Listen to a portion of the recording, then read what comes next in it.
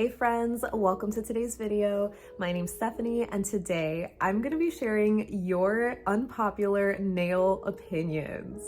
So I asked over on my community tab here on my channel, I think a couple of weeks ago at this point, for your unpopular opinions, and I also did a little question box on my Instagram stories for this video, and that's where I gathered all my responses to share them with you today.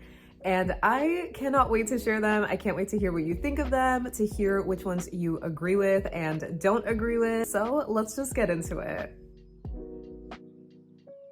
So we're gonna be starting off a little bit tame with this first one, but it says, you don't really need to push back your cuticles. I'm gonna disagree. I don't know if that's crazy. I mean, I think this is an unpopular opinion because from what I've seen and have talked to with a bunch of my friends, pushing them back is generally okay. It's more of when you're cutting them that is more of the look down upon, like you shouldn't do it, but some people do it anyway. Overall, I think it does come down to like an aesthetics thing. Sometimes you might want to just like clean it up a little bit. So I think this is an unpopular one. So I don't know, let me know if you push them back or if you cut them or if you just don't touch them at all. So next up we have another cuticle related one, and this one was definitely interesting. It says, you don't need cuticle specific oil. Use any oil, olive oil, old lip balm, extra butter from baking. So I thought this was really funny. I'm sorry, like I don't mean to, laugh in like a this is dumb or something, but I just had never thought of that because I just have a lot of cuticle oil, and I'm pretty sure as far as like ingredients, olive oil has been used in cuticle oils that I've used before, so that makes sense. But for the other ones like old lip balm, butter, I just don't know enough, so I don't want to completely knock it, but it's not something I could see myself doing, mainly because I already have so many oils. But if the argument is to kind of de-influence people from buying, things that you don't need, that makes sense because chances are everybody is going to have some butter or olive oil or lip balm in their house, and you could just kind of double purpose that. But I can't really say that that would be for me. So this to me is definitely an unpopular opinion. This next one that we got in said uneven nail lengths, and then that one emoji with like the squiggle eyes. I can see that. Depending on how drastic the unevenness is, then that would kind of bother me too. Like for example, I have generally pretty long nails on my left hand and then shorter nails on my right hand, which let me know if that bothers you alone, having two different lengths entirely. But for example, the amount of free edge that I have here, if like one of my nails broke, I would have to file them all down because I feel like it would just look so weird if it was like this. You know what I mean? So I would agree with that. So on a similar topic regarding nail lengths, I have a couple here. This first one says, short nails don't look as good. When I have to shorten mine, I don't paint them until they are longer. And then somebody else wrote, longer isn't better. So we love to see the opposing opinions because it's like, who is right? Spoiler alert, nobody is right, because obviously when it comes to nail lengths, it's just personal preference. Although I will say I do think that everybody has that kind of like sweet spot of what nail length looks the best on them. But that doesn't really matter so much. I think it's, more of what you care about. So regarding the first one, saying short nails don't look as good, I generally would have to disagree with that because even though I do have generally longer nails now, and I've had longer nails for the past like maybe 2 years, my whole life before that, I had super short squoval kind of nails, and I always did nail art and, I made them work, so to speak. So I don't think you need longer nails to do cute nail art or like make them look cute at all. it's just, you know, personal preference. I mean, I also know that my fingers are generally like longer, and sometimes people who might have like a shorter hand will feel like short nails just accentuates that more. It's like that one meme of like the little, like, this is how my hand looks when I don't have nails versus when I do have them. So I can get that, but yeah. And as far as the second person who said longer isn't better, again, I kind of can agree and also disagree. I hate being a Libra and just being so like down the middle, but you know, it just comes down to preference. I think when it gets too long, it's not really my thing. My nail length right now is probably like the longest that I feel comfortable with, and I think it looks good. I don't think it's like too long, but let me know what your nail length is. Now getting into some actual nail polish unpopular opinions. The first one that I have is multichromes aren't that special. And I would have to agree. Multichromes usually are towards the bottom of my favorite finishes. They're just not really the finish that I go for. There are some multi or duochromes that I like, but if you're familiar with me and my channel and therefore my taste in polish, I am generally like annoying where I feel like generally I can love almost any kind of shade. But when it comes to more specialty finishes, because there are so many components that make up the polish, it just really factors into whether I would like a polish or not. And so multichromes can just really be hit or miss for me. But overall, yeah, I kind of would agree that they are not like super crazy finishes. Let me know if you're a multichrome lover and if that upset you. I'm sorry. This next one I thought was really funny, but it says nail polish with black specks are ugly. Sorry, indie community. I felt so bad because it's like I know exactly what they're talking about, and I kind of feel bad because it's like I agree for the most part. There are definitely certain indie brands or indie polishes or formulas, whatever, that are very indie. Like you look at them and it's like they just throw everything in there, and there's people who love that, and that's great. More for you. But there are some exceptions where a polish will have some black specks in it, but it doesn't have like 10,000 other flakies and glitters and shimmers. For those rare exceptions, like there's one from Painted Polish that I think was called Relationship Goals. It was in a pink base, and it just reminds me of like watermelon, you know, it's like the perfect watermelon kind of shade. So I think that was really cute. But it is really few and far between, because generally I think of the black specks floating among a sea of other glitters and flakies, and for me it's a little much. So for this next one, I know there are so many people who are going to agree with it. This person said reflective glitter is so overdone. I hate to admit it, but I would have to agree with this, even though I do love reflective glitter polishes. But I can understand just being so inundated, especially on social media. You're scrolling and it's like, depending on who you follow too, because I can immediately think of like one person who almost exclusively uses reflective glitters. At the same time, I get it because it's just so twinkly and eye-catching, and so it just makes for a good video, you know, seeing that application, especially when there's like the flash. But yeah, it can be overdone sometimes. So moving on, we have a couple of unpopular opinions surrounding nail polish brands. And the first one says Glisten and Glow Topcoat is overrated. So I'm not the best person to give my opinion on this, because the last time that I used their top coat, it was still called the HK Girl top coat. From what I know, it's just mainly this like holy grail for so many people because it is just extremely fast drying and it dries hard and shiny. And that's because of the ingredient toluene, if I'm pronouncing that right.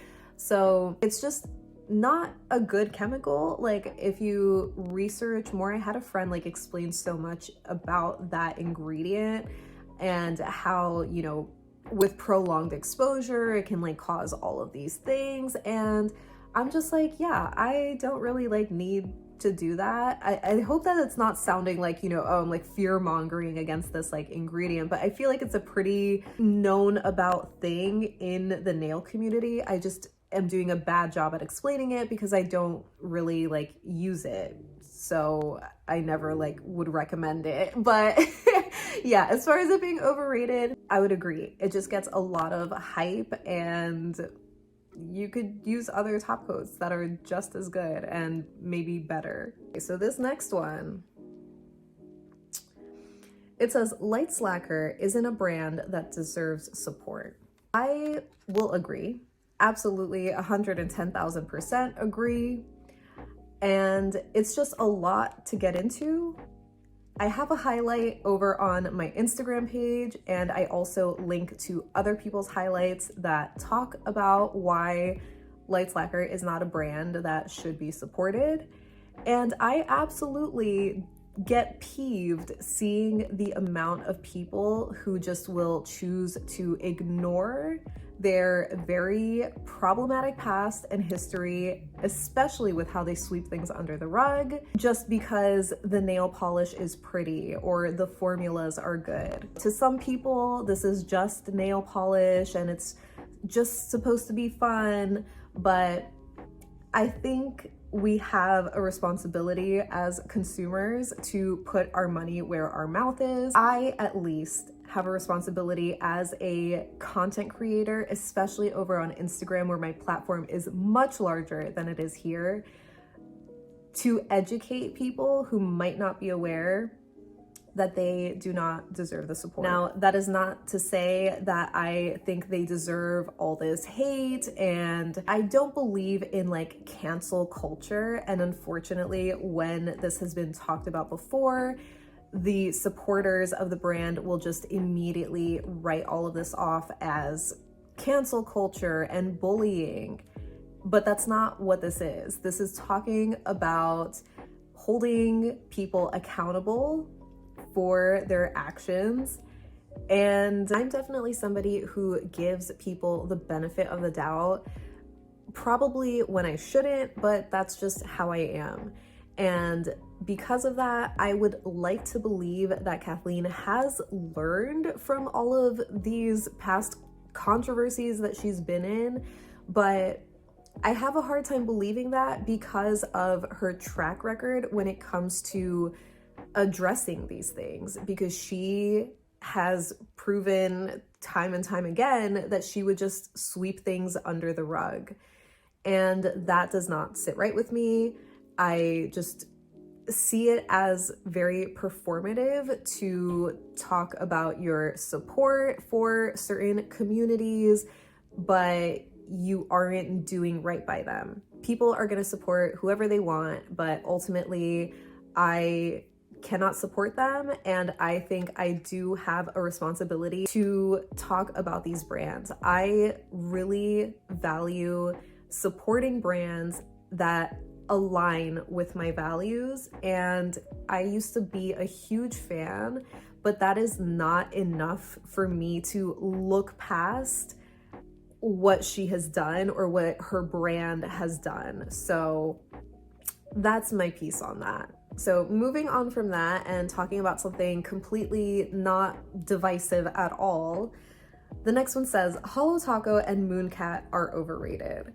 So I decided to share this specific answer that combined both of them because I got quite a few from both sides saying I'm over Holo Taco, I don't think they're that great, their holos aren't that good, and basically the same on Mooncat's side. I would like to say that I disagree with this because I do like both of these brands and the people behind them, and I generally support them.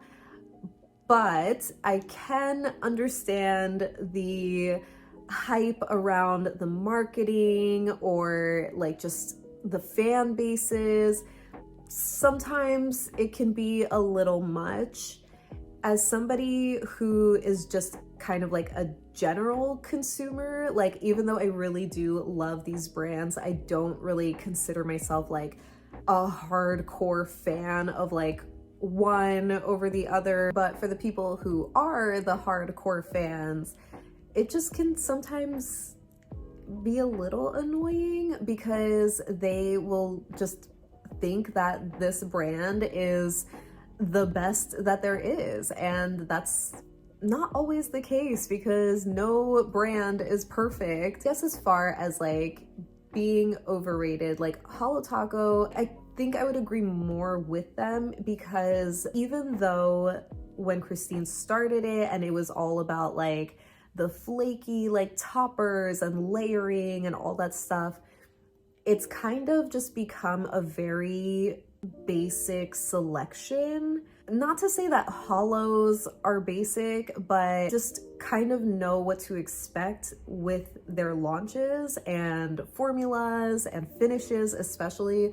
So I would at least say that Mooncat is a little bit more unique in that regard, where they really push the creative boundaries with their collections. But I can get that the marketing alone behind Mooncat can also just be very like, you know, oh my God, this is like the coolest thing you've ever seen, and like, we're so unique, and like, so I kind of get it, but I still like them. This next one made me laugh so much. It says skinny brushes with jelly formulas, in parentheses, at Cirque. I was like, you didn't have to do that. Like, we all know who you're talking about. I don't think this is an unpopular opinion at all. I think everybody is gonna agree with this one. And it's just so sad, you know, because like I love Cirque jellies, I really do, but like the skinny brushes are just, I don't love those. I do not. So yeah, this is, in my opinion, far from an unpopular opinion. So next up, we have a couple of unpopular opinions surrounding content creators, or just, I guess, anybody that posts their nails online. The pictures with a sweater or shirt all the way down the palm. Stop. That's literally so rude. No, I'm kidding. It's not rude at all. I can understand that, especially if it's like the middle of summer and you see somebody wearing like a super thick sweater or something. But I'm generally one of those people who I like having my sweaters like up like this. I don't know what it is, if it's like a sensory thing of just like holding it here as opposed to like, I don't like that. I don't like how that feels. Also, I was actually telling my friend about this, and I told her how like when I am like posing and stuff, I feel like my forearm wrist area is very slender, and so like when I'm taking a photo, if there's no like sleeve to kind of like camouflage it, you know, it just like looks a little better, more even. I don't know. But yeah, I'm sorry, but not, because I'm not gonna stop. So here's another interesting one. This one says, when creators do not disclose they're wearing nail art done on press-on nails. I don't have an issue with press-ons necessarily, but I guess with what this comment is saying about the disclosure part, I wonder if it's kind of taking in that angle of you're led to believe that those are their natural nails, and so you might end up comparing your nails to theirs and saying, oh my gosh, how are they so long and beautiful and they're always shaped so perfectly, but it's because they're press-ons. I don't know if that's what it is. If it is, then I do agree with that, because yeah, that is kind of misleading to make people think that, you know, those are your nails and they're so perfect looking, but they're press-ons. But yeah, this topic of disclosure, I definitely have thoughts on that. So speaking of disclosure, this person says, I hate when creators don't disclose if products are gifted, PR, or if they were paid for content. And this absolutely grinds my gears too. This person is also a creator, so it's not just like, I don't know, like this bothers us as well. I feel like there are people out there who just like don't care or, you know, whatever, because they're not like influencers or something, but it's not something, you know, that people are doing to flex or whatever of like, oh, this is PR, this is paid. It's like you are required to disclose that. And it really is just so frustrating seeing people not disclose it at all or not disclose it properly, because you are supposed to do that in like the first 2 lines of your caption. And sometimes people just don't do it at all. It just is so annoying to me. So I absolutely agree with those. And that wraps up your unpopular nail polish opinions. So I would love to know what you think of all the opinions that were shared, whether you agree or disagree, but let's just keep it civil. I would like to think that I kept it respectful, so I would ask the same of you if you are particularly passionate about one of these opinions and you want to share.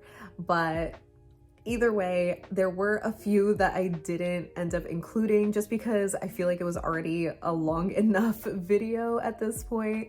So let me know if you would like to see a part 2. Let me know any and all thoughts that you have down below in the comments so we can chat about it. But thank you so much for hanging out with me today. I hope you have a great rest of your day, and I'll see you in the next one. Bye.